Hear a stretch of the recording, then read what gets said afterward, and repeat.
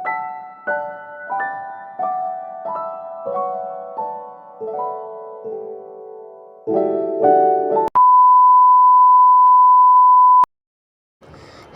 Everyone, good afternoon. তো কেমন আছো তোমরা সকলে? আশা করছি সবাই অনেক অনেক ভালো আছো, আর আমরাও মোটামুটি ভালো আছি। তো আর একটা নতুন ভিডিও নিয়ে চলে এলাম। আর এখানে মা কিছু ফল কেটে দিয়েছিলো, সেগুলো খেয়ে চলে গেছিলাম একেবারে দিদির বাড়ি।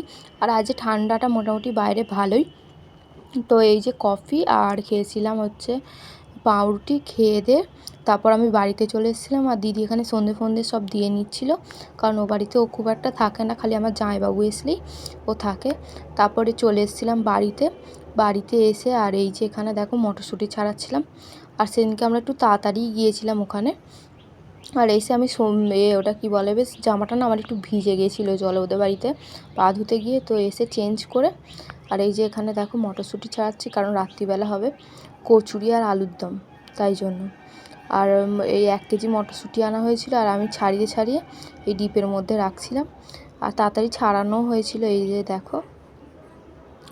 আর তারপর আবার এই সন্ধেবেলা সন্ধে দিচ্ছি দিদিদের বাড়িতে, যেহেতু কেউ থাকে না না, ওই কারণে দিদি একটু তাড়াতাড়ি সন্ধে দিয়ে আসে। আর এখানে যেহেতু আমি মা সবাই থাকি, তো তাই এখানে সন্ধেটা একটু দেরিতেই দিই। আর তারপর আমার কিছু কাজ ছিল, মানে জামা কাপড় গোছানো ছিল, সেইগুলো এখানে গুছিয়ে নিচ্ছি। আর ওদিকে বাপি বেলতে বসেছে, মানে বললাম না কড়াইশুঁটির কচুরি হবে। আর ওই কড়াইশুঁটির যে ওই লুচি বলে, হ্যাঁ ঠিক আছে, লুচিটাকেই ওই বেলছিল বাপি, সেটাও তোমাদের সাথে শেয়ার করবো। আর এখানে তৎক্ষণ আমি জামা কাপড়গুলো গুছিয়ে নিই, কারণ জামা কাপড় গুছিয়ে রাখলে না আমার মনে হয় যে ঘরটা আরও বেশি ফ্রেশ লাগে। নইলে জামা কাপড় বেশি জড়ো হয়ে থাকলে তো আমার মনে হয় যে ঘরটা যেন জড়ো হয়ে আছে সব কিছু জিনিস। আর এখানে দেখো দিদি আলুটা সিদ্ধ করে দিয়েছে, এখানে তরকারিটা হবে বলে আলুটা মানে প্রেসারে সিটি মেরে দিয়েছিল। আর এই যে মশলা বানানোর জন্য, মানে কড়াইশুঁটির কচুরি আর আলুর দম বানাবে মটরশুঁটি দিয়ে, ওই কারণে। আর এই যে আমার বাপি এখানে বেলছে দেখো বসে বসে। আজ বাপি নিজেই বললো, আমার বাবা না এইসব জিনিস খুব ভালো করতে পারে। বাবা বললো যে আমি নিজেই বেলবো, ওই জন্য। আর লেচিগুলো বাপি নিজেই পাকিয়েছে, এত সুন্দর করে দেখো সাজিয়ে রেখেছে নিজেই। আর এখানে এই যে দিদি লুচিগুলো ভেজে নিচ্ছে, মাও পাশে বসে আছে, মায়ের আজকে কোনো কাজ নেই। আর এই যে আলুর দম রেডি হয়ে গেছে।